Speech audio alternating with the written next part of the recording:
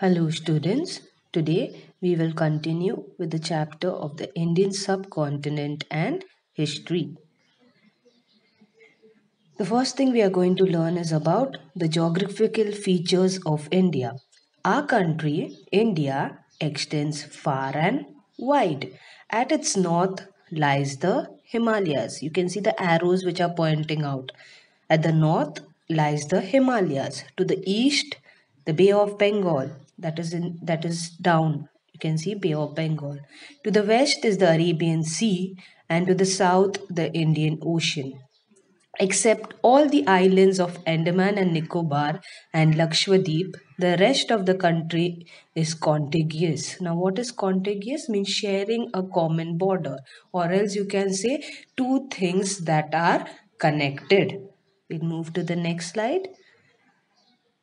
The next is ancient India, Pakistan, and Bangladesh were a part of India.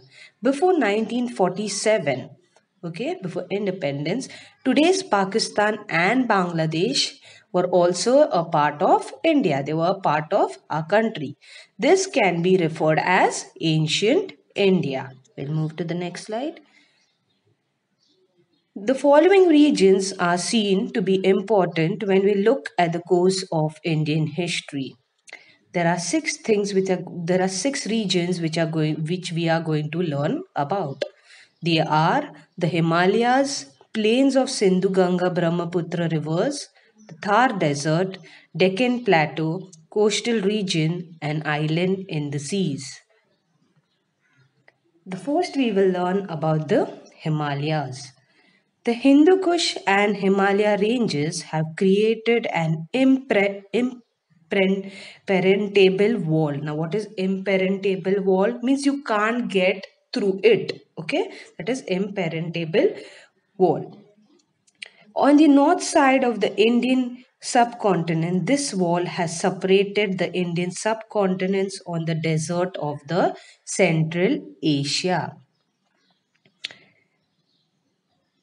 However, there is a land route through the Khyber and Bolan passes in the Hindu Kush mountains. That means there are ways.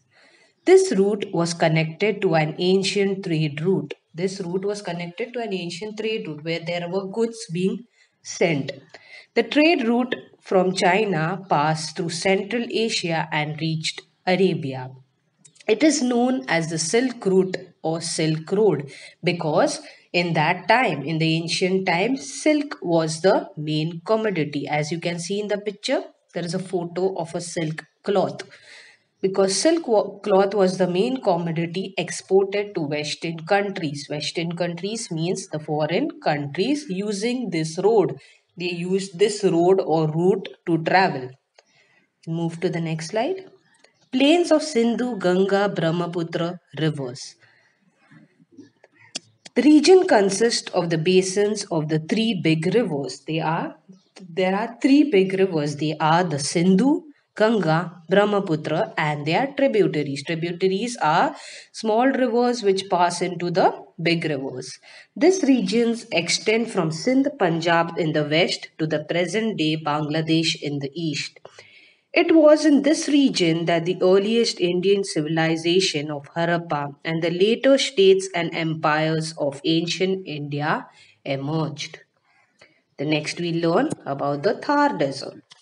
Now, the Thar Desert spreads across Rajasthan, Haryana, and some parts of the Gujarat. A part of this desert even lies in today's Pakistan. That means this desert even lies in Pakistan. The desert has the Satluj River to its north, the Aravalli mountain ranges to the east, the run of Kutch to the south, and the Indus Sindhu River to the west.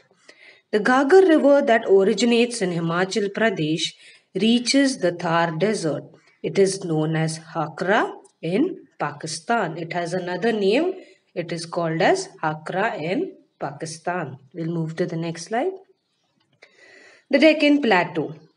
The region between the east and the west coast of India tapers to the south. That means it reaches to the south. This region has Arabian Sea to the west.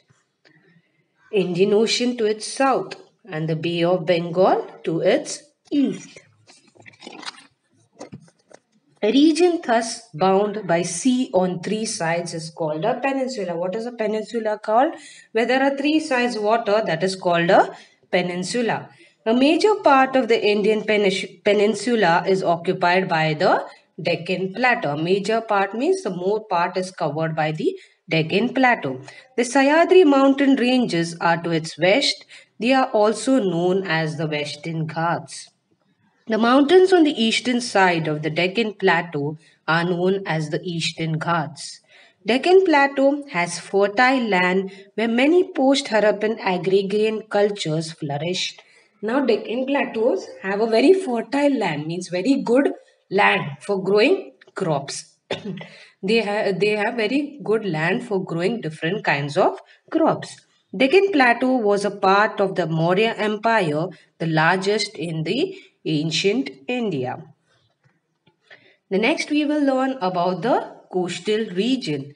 From the time of the Harappan civilization, that means from the ancient time, ancient India had trade relation with Western countries. From the ancient time, India had trade relation with the Western countries, that is the foreign countries. This trade was carried on by sea. Before trade, that means goods were sent by the sea, that is by the ship. Therefore, India had developed contact and interaction with foreign cultures and people at the seaports. Okay. Later on, land routes came to be used. First, there was sea routes. Now, at present, there are land routes also. That means by road also, they used to travel to send goods for trade and transport. But the importance of sea route did not diminish. That means even land route came, but the sea route did not diminish. Means it did not become less. They even send till now goods by sea routes. Next, islands in the sea. Andaman and Nicobar are the Indian islands, as you know. In the Bay of Bengal, Lakshadweep is the group of Indian islands in the Arabian Sea. As you can see in the map, there are two arrows. There is Lakshadweep Island. The location of these islands may have been important for ancient India trade. The manuscript. Now, what's a manuscript? A book or document written by hand. The Periplus of the Erythraean Sea or the Handbook of Red Sea makes a mention of Indian islands. Means in these books they had mentioned about Indian islands. It has been written by an unknown Greek sailor. It was been written by a Greek sailor. Greek sailor means a person from Greece. We'll move to the next slide. Indian subcontinent. The cities of Harappa and Mohenjo-daro are in today's Pakistan. Afghanistan, Pakistan, Nepal, Bhutan, Bangladesh, Sri Lanka, Maldives, and India together form the region known as South Asia. These all countries come in the Asian continent. Considering the expanse significance, expanse means large area. Considering the expanse significance of India, in this region it is also known as the Indian subcontinent. Harappan civilization had spread mainly in the northwestern part of the Indian subcontinent. We move to the next slide. Your homework is you have to find the answers of these questions. Which are the routes to India through the Hindu Kush mountains? Name the regions which are seen to be important when we look at the course of Indian history. In which manuscript have the Indian islands been mentioned by an unknown Greek sailor? That's all for now. Your chapter ends here. We will learn the next chapter in the next video. Thank you for listening, children. Goodbye. Take care.